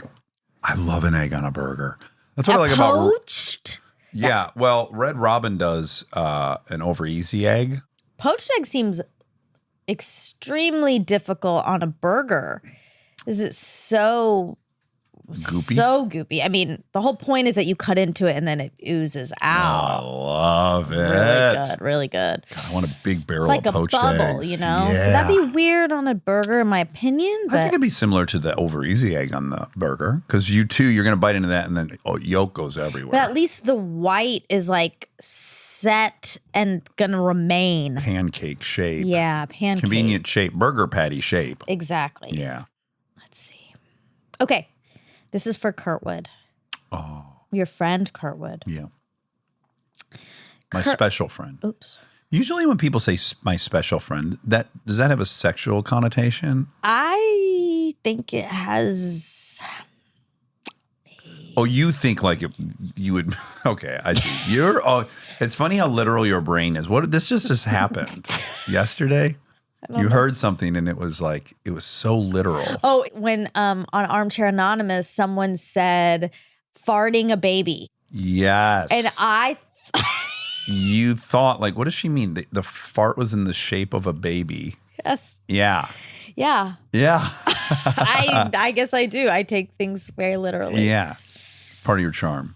What did I just say that I took literally? Just now you Yeah, just what were heard. we just talking about? I feel like we smoked a joint before this. I can't even remember what we were talking about 5 seconds ago. I know. Anywho, all Poached right. eggs. The eggs. You ever have an egg milkshake? Oh my gosh. So good. Okay. Malt, It just, ew. cranberries, and peanut butter. Okay. Is he done? Yeah. Do a spin-off with Frito, like Will does with Anchorman. Yeah, I think so. Can you imagine Meditation Frito podcast. interviewing actual celebrities? Well, that'd be good too. Yeah. Did you have so much sex when you got famous? Yeah. We'd have to set up a trailer or like a studio in your trailer. yes, in my off-road vehicle trailer, not Big Brown. Couple lawn chairs and some fake grass. You can turn that into a toilet. And then when you Yes. get rid of it. And that's what you're promised. He will go to the bathroom at least once during every interview. Oh, lucky. Kurtwood. It was about Kurtwood. Yes, special friend. Yes. Yes. Okay. I've heard mostly women. I don't think I've ever heard a man say it, but I've heard a woman say like, "Oh yeah, Mike, he's my special friend," and that means friends with benefits. Oh. And Kurtwood and I do not have benefits, but he is definitely my special friend. Yeah. Okay. Speaking of friendships, special friendships. Yeah. The doc about the girl with the crow, or like who talks to crows. Yeah. She gets gifts from birds. Yeah, she's up in Seattle, but it was like a BBC doc, I think. Yeah. The girl who gets gifts from birds. Oh, that's the title. You Yeah. must love that. It's so literal. I can understand it. I'll say that. She's 8. Yeah. Oh. She has a very special friendship with the crows. I know, the that's crows why are I hers. said that. Yeah. I already said that. Remember when I said that? We should not have burned that fatty before this. We cannot get on the same page. Okay. I don't know if the doc is called that. The article is called that, and it's the BBC article. So If you type this that is in, why you'll they find it. say I don't do my due diligence. I mean, when you type that in, that's what comes up a lot. The girl who gets gifts from birds. Do you know why I wanted you to bring up my outfit? I just remembered why. Okay. Why? Because I don't necessarily need to talk about this outfit. Okay. But what I wanted to talk about more globally is I got 5 new jumpsuits. Right. Okay. Yeah. And then I wanted to wear one for our special guest. Yes. Yes. One of them, I've never owned a pair of white pants. Okay. I got a white jumpsuit that's pinstripe. Ooh, nice. It's so Crisp. good. Yeah. But what I realized is I had the problem that women have, which is I notice a little see-through. Yeah. I've never experienced it. And I was literally standing in front of the full-length mirror because that was my preferred jumper for today Okay. because it looked semi-elevated. Like I was wearing a suit, but not really. Right. But I just kept staring. And I'm like, can I see my mom's pubis right now? Can I see, And I was Were you wearing underwear? No. Okay. Well, that will fix it. But I only wear MeUndies panties. And they're so Yeah. colorful and vibrant, and there's so many patterns. I was Yeah. like, well, if I put those on, then it's just all you're going to see is MeUndies panties. Right. I guess You need a nude. white. Nude or white. Nude or white. I Pair. might have a set of white MeUndies panties, Yeah. but I think they have a black elastic they will. band. And then They I was will. like, well, that would look insane. Look, we love MeUndies. Maybe they should do just a neutral set where the band is also neutral for men like you. Who are wearing see-through jumpers. Yeah. Yeah. If you're listening to MeUndies. And that's another Easter egg. You've worn a jumpsuit once on an upcoming episode. Oh, right. And I kind of fell in love with. I've had the like kind of Anderson Paak, almost mechanical looking ones that I've been wearing for a couple years. Yeah. But then I branched out into this kind of stylish. They were plaid and more fitted, and I was like, oh, I love this. This is awesome. You don't have to pick out a shirt and pants, or it's just hop into that onesie. Yeah. And so I liked it so much, I promptly ordered 5 more. So I have all these exciting colors. I'm realizing something. Tell me. You wore that plaid jumpsuit for the Easter Bunny, my chef, a chef. Yes. And also you wore it to Molly Boz. Yes. So both chefs have seen you in that jumpsuit. all the chefs in America think I only wear jumpsuits. Because also the night prior when I went out to dinner with Jose Andres. You wore it for that? No, but I wore my one that's more like a baby's pajamas. You know, the other one I have. I posted a picture of me in it there. I had worn them that day to work. So I had that other jumper that's more like a baggier sleeper. Right. Like a baby's romper. So. Like sleep sack. Yes. So Jose Andres also thinks I only wear sleep sacks. And then the other two, the Easter Bunny and Bosworth, they think that. Yeah. It seems calculated, but it's just coincidental. Oof. Well, but if you were in court, right? Nothing's a coincidence. This is how circumstantial evidence is sometimes wrong. Like it looks like it, but there was no decision to trick all these chefs. But you don't even know. It could be subconscious. It could be, or just timing. I had worn one, I liked it, and that's now all I wear. That's very much my pattern. I think it's subconscious. Subconscious. All right. Kurtwood. Smartest animals. I think we've talked about this before, but Let's hit. the 12 most intelligent animals in the world ranked in 2022. Ranked. Oh, this is exciting. Very. Do you want to guess number one? Humans. Yes. Yes. That was a trick question. We're an animal. Okay, now number two. Yep. This is hard. Before I guess, I'm going to say, I don't know that we know the full extent of how. This is like poached eggs. You're just going to have to trust based on this evidence. No, I can't. I'm going to explore it. Okay. So we have tens of thousands of hours of studying chimpanzees and having them in laboratories and give them cognitive tests. They can do these incredible memory tests, like far superior to humans. Yeah. We don't have an orca in a lab. We don't have tens of thousands of hours in the water with orcas. Yeah. So part of me believes we'll come to find out that the orca and the dolphin are the next smartest animal, but I don't think that's known entirely yet. So my pick for number two is chimpanzee. Dolphin. All of that. Yeah. Dolphin? Yes. Okay, great. Dolphins in separate pods have been known to use mud to create traps for fish and collect sponges to use as protection as they search for food among coral.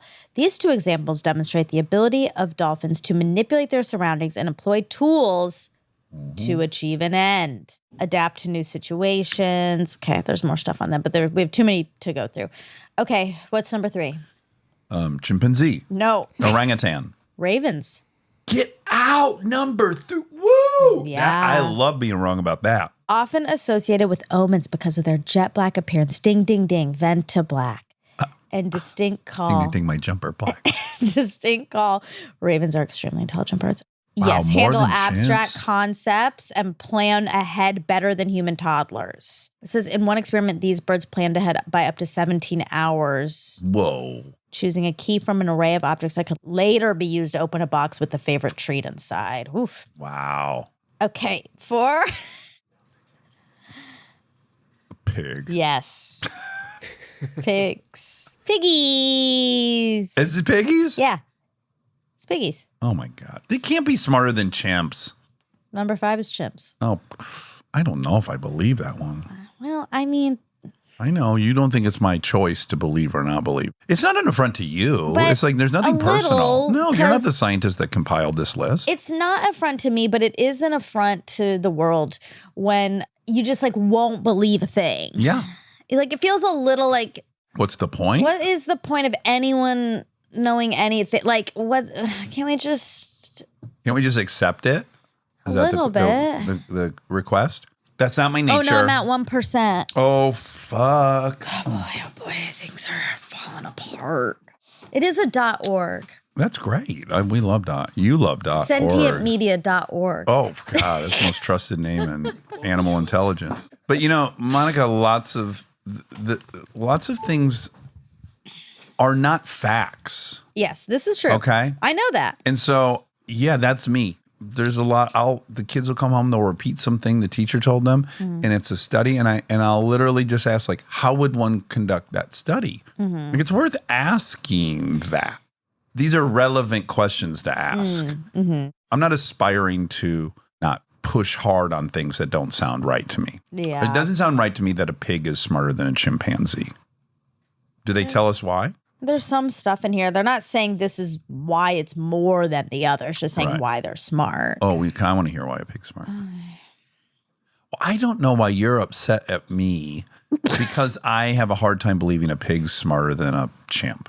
That shouldn't anger you. It doesn't anger me. It makes me, I guess maybe it just makes me feel, it feels a little contrarian, I guess. Of just like anything that gets said is going to get poked at, which is fine. It is fine. It's probably a good thing. But like I could see if the kids come home and they like want to tell you something and then you're like, well, I don't know if that's true. Like I can imagine, I would be like, can you just hear that story or hear the thing? And now I have to defend it. I think it feels like now I'm in some sort of position to defend a thing that I don't even want to be defending or care about. But you don't need to because you didn't publish this list. This has nothing to do with you. You're just like reporting to me what you found. And then I'll say on the kids front, that's my obligation to create critical thinkers. Sure. If my I kids agree. ask themselves how this knowledge was ascertained, and if it doesn't seem plausible that knowledge could have been ascertained, that's a skill set I want them to have. I'm not raining on their parade as much as I just go like, oh, that's really interesting. I wonder how they found that out. How could they have done that? And then we explore together how that could be known. It is good to question. It is. I'm not questioning you. I'm questioning the list. I get it. But I'll just shut up and listen to the rest of the list. I'm happy to do that as well. Who's after? Chimps is 5? Yeah. Who's 6? Elephants. Oh. Yeah. Okay. What's Elephants. that? Squirrels. I was like, squirrels. Oh, 7 is interesting for a reason. 7 is interesting for a reason. There's clues in there. Yeah, There's a riddle. I gave a clue. 7 is interesting for a reason. 7 is interesting to a person close to us, not Rob. Another male in our lives. Oh, another male. That loves poached eggs on things. Well, he doesn't, but he does. What's his favorite animal? The squirrel. What you'd think. Isn't that who he's trying to frolic with all the time? You would think. The African gray parrot. That's his favorite. Oh, okay. And that's number 7 on the list. That's pretty good. Yeah, really good job, guys. Really great station. But yours is chimps, and yours was above that. Yeah. Well, mine's crows. Sorry, Let's David. not forget. Oh, yeah. Yours is number 2. Yeah, yours is number 2. Number 3. Well, and dolphins is Number 1. Yeah. Dolphins is number 1. Yeah. I mean, humans is number 1. Oh, Dolphins yeah. is Forgot. number 2. Okay, 8 octopuses. Wow, that's cool. I love octopi. Oh, 9. Ding, ding, ding. Bonobos. Bonobos.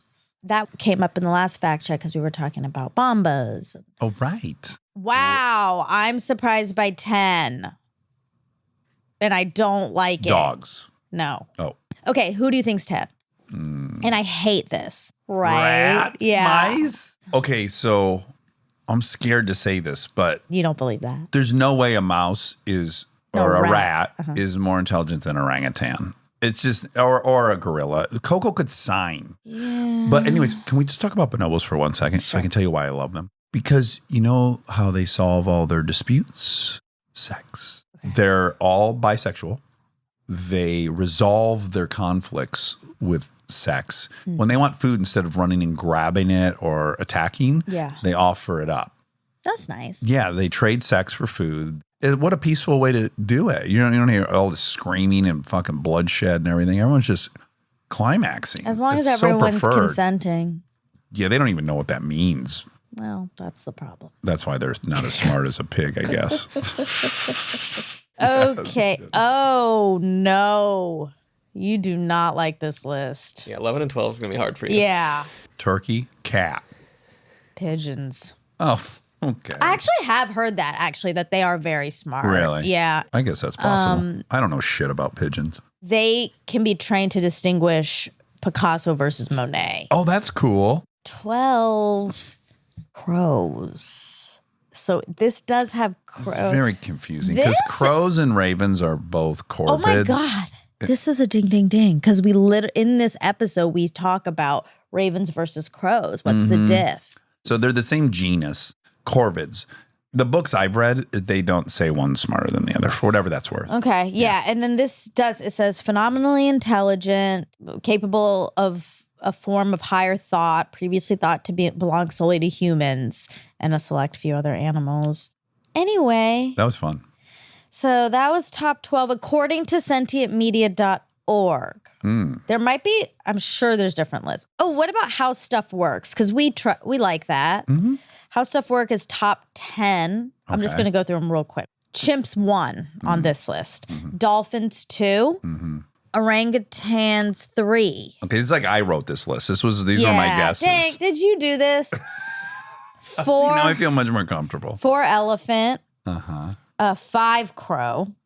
6 pig. 7 squirrel. Really? Yeah. Oh, fuck. 8 pigeon. So pigeons making 9 octopus, 10 rat. Oh, wow. Okay, so for the most part, besides squirrel and orangutan, I guess, the list is similar. It's just all different though within. Well, you know what's hard is there's all these brackets of intelligence, right? There's all these buckets. So like even when primatologists will argue whether a chimp is smarter than an orangutan. And basically what ends up getting argued is orangutans are masters at imitation, which is an interesting kind of intelligence that other animals can't do, including the chimp. So it's like the orangutan can do this one incredible thing. The chimps can do this incredible memory thing. You then have to figure out which one's more relevant to saying smart. That's why it's so murky. I think we can agree that humans are the smartest. Yes, they are. Can I tell you, I just had a bonobo sidebar. Can I tell you the orangutan's sidebar? Okay. I watched this great documentary about this orangutan orphanage that's in Sumatra or Borneo. And this woman raises them. They have chores. So their chores at this camp are they have to wash clothes. And so they wash clothes and they got the whole scrubber and they're on the side of the dock and they wash these clothes for real. And then they get to pick anything and have an hour of recreation. And their favorite thing to do is to go canoeing.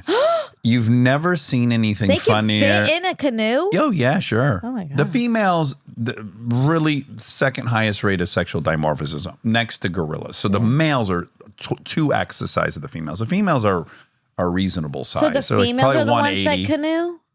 They're doing the canoeing, yes. And the clothes? Of course. They got to do women's work. Ah. Yeah. The male chimpanzees are working on the mopeds. Cars. Yeah, they're fixing the small engines, small internal combustion engines. But there's nothing better than watching orangutans go for a canoe ride because what they do is they're paddling the canoe and then they get in the middle of this little lake and then they just start smacking each other with the oars. Oh, my God. It's like right when you think like, look at them, they're humans. And then you're like, oh, no, they're beating the shit out of each other with oars. I wonder if there's a video. Yeah, put orangutan canoeing. It's got to come up. Yeah, hold on. Here's something. Oh, chore monkey. Is that them? Nat Geo, trusted brand. The most. At the Camp Leakey Research Facility, no one trains the orangutans. The whole point of the center is to return them to the wild. While the humans get on with their daily chores, the orangutans are free to simply do what orangutans do. Canoe. Oh, my God. Oh, my God. That's actually a male right there. That's It a seems, big though, boy. they've been watching us. Fucking guy is in a canoe. That was crazy. Maybe it's that we share almost 97% of our DNA. Oh, But that by close baby's on observation, they've learned a very human truth. They're going to wash. Laundry Yeah. may be a dirty job, but someone has to do it. Why not them? Oh, my God. The orangutan's grabbing a sarong, laying it out on Oh, the, my God. got You his think little so? brush Oh, my God. in the brush. And now the human This- orangutan laundry Right, operation you're telling me a is in pig's smarter full than that swing. animal? Well, it's like what you said. They don't Categories. have hands like that. So I don't think a pig would do laundry, though. I bet they would because they have a stereotype that they're dirty and stinky. And they probably want to You fix gotta- that. Okay. They want to combat that. Aaron had a pig. And, you know, they're smart. Don't get me wrong, Yeah. but But okay, let's just be fair. we're looking at intelligence as how close it is to us. Yeah. But just that imitation. So that's exactly the thing I was talking about. that's They can crazy. observe a thing, see an outcome, and then they. That's amazing. I Yeah. mean, it is amazing. Are they mean? No. The females are really, really nice. The males can be rough. The males get too big to live in the canopy, so they're separated from the Isolation. Yes, and I think they get a little. And then also they rape. Okay, so all you had to say was no. They're not nice at all. That's bad. What they are really curious about is there seems to be a mechanism where the female decides who gets her pregnant. That's what's really a real huge mystery is that they get raped, but they don't get pregnant. And then the mate they choose, they get pregnant from, which is like, how on earth is so then the why body? are they raping if that's not even going to lead to a baby? Because the orangutan male who's horny doesn't know he's fucking to have a baby. He's fucking because he has a compulsion to and it feels good. But So it's not like he's doing it to get it. He doesn't have the cognition to go, oh, I'm doing this to have a baby. evolution is that. It's about Like, spreading your seed. Humans don't fuck because they want a baby. They fuck because it feels good. But the reason we fuck in the first place is because That's the great design of us. We don't know. Modern or early man didn't understand how procreation worked. Yeah. He just had a compulsion to have sex. Yeah. And then he orgasmed, which is this great reward system reinforcement. I hate him. Well, did you ever see there's crazy footage of Julia Roberts? Love her. She goes to do a little doc on orangutans, and there's a big male, and she's close, and she's like liking it, and then all of a sudden he just grabs her by the neck, and he's holding her, and these other wranglers come in and start trying to free her. And he doesn't like bite her, but he just grabs her, and he's holding her, and it's very scary for her. Of course. You'd be fine being around the females in the wild, but the males, you gotta be careful. They're 350 pounds. They're so strong. Do you think if I was in the wild, they'd be nicer because I have brown skin and dark hair? They'd be all over you. It'd be worse, right? Because they would think Yeah, I up on was your an business. orangutan like them. No. Maybe. I thought you were saying if you were orangutan. No. I would No, say, no, no. yeah, they'd be trying to fuck you all the time. No, I'm saying me as Monica. If I'm in the wild, they might get confused because I have dark skin. No. We don't know. They have orange. They're orange. What's closer to orange, white or olive? Brown is closer to orange. It is. Yeah. Okay. I accept that. Not Trump. If a male saw you and Trump, Ugh. Yeah. Trump is orange. Yeah, they'd get confused. They would probably go after Trump first. I don't know. Oh my God. Okay. Timothy Leary. You asked if he was a Stanford professor. His Alma mater. University of Alabama. Here's where he went to college. Say it. Roll Tide. That's right. That was your chance. Okay. That's where he got his BA. I didn't even connect it. That's where he got his BA. Washington State University. He got an MS. Don't be literal. I did Yeah, not like I know that. you cringed. University of California, Berkeley, PhD. Was he a professor at Berkeley or Stanford? I think Harvard. Oh. But let me just do a little Dig. double check. Assistant clinical professor of medical psychology at the University of California, San Francisco. Some other stuff, Oakland. Yeah, Harvard.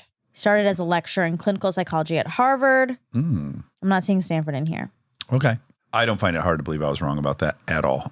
Zero pushback. Harvard research. I just knew that he was an elite Yeah. Ivy League professor who said drop acid and drop out. Drop out and drop in. And he hung out with all the beat poets who I was obsessed with in high school. Okay. Testosterone for recovery. There's this clinical trial, .gov. Can testosterone accelerate injury recovery after arthroscopic rotator cuff repair?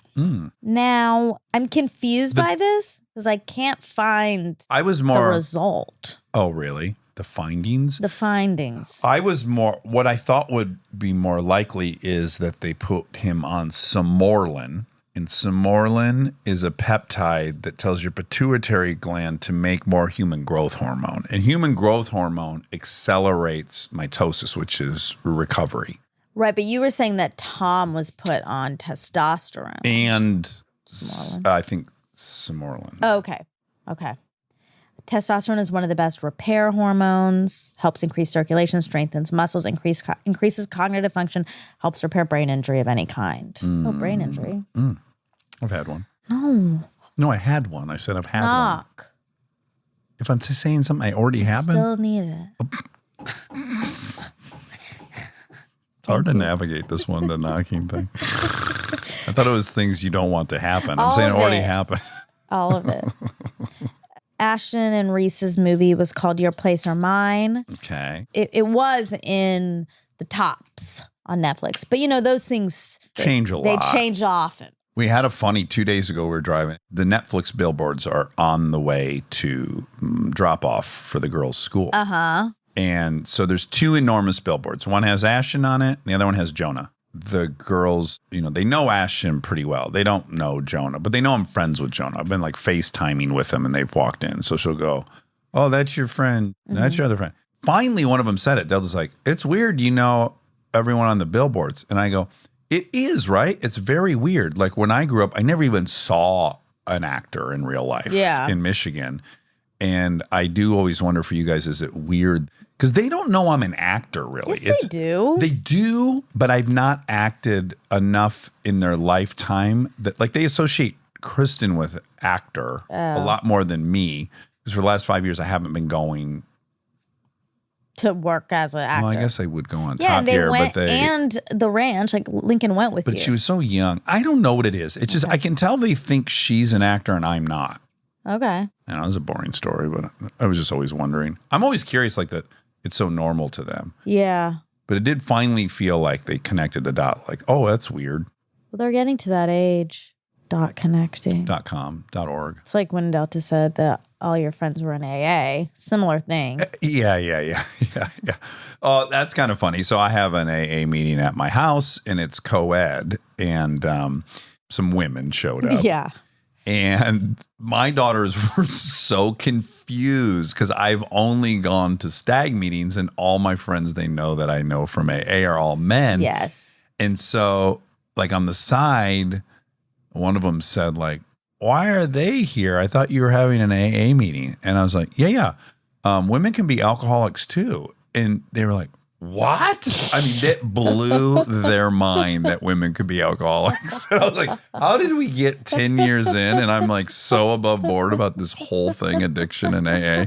And literally they just found out women can be alcoholics. Yeah. It scrambled them. It's really funny. Yeah. And then you told me that story and I was like, oh no, they're going to be paying attention to my drinking now. Right. They're going to be on to me. The funniest thing, though, was like, it cracks me up. I know we've talked about it before, but for kids, modern kids, smoking is like smoking crack. It is. It's this crazy thing in their mind what smoking is. Oh, the best story ever was our friend was explaining, Michael Jackson was on the radio. His daughter asked, like, something about what, you know. Michael Jackson. And yeah, then they Michael were like, Jackson. Well, and he's like, he was a great musician, but he did some really bad things. Yeah. And the daughter said, well, what bad things? And he's like, well, I don't know if I really want to try to explain it. And she goes, did he smoke cigarettes? yeah. And then the second she said, did he show his penis to somebody? Yes. And Which, of course, he did that much was- more than that. But yeah. it's funny that would be the order, I that it would be know. more offensive to have smoked a cigarette than to have exposed So yourself funny. to somebody. I know. Hilarious. Oh, that was goodness. a party. Party. Great outfit. Oh, thank you. It's a velvet. Felted. Velvet Velvet. jumpsuit. What's the difference between velvet and felt? Two different materials. Okay, that makes it's nice and clean, clear. Okay, I love you. Love you.